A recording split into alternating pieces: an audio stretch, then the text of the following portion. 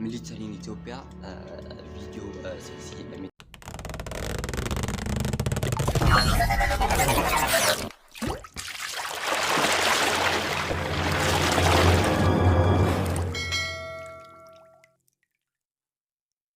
akkam jirtu hordoftoota channel keenya baga nagaan gara video keenya tirfta video keenya fayyadamtaniirtu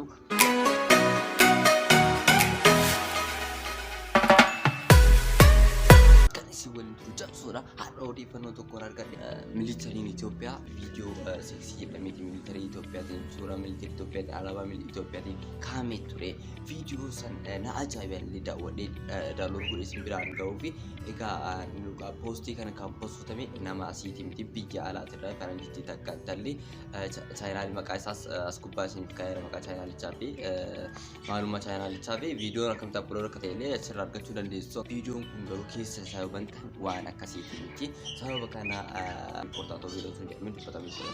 Viidiyichis namu ajaa'iba meesinis daawwadhaa itti ajaa'ibama.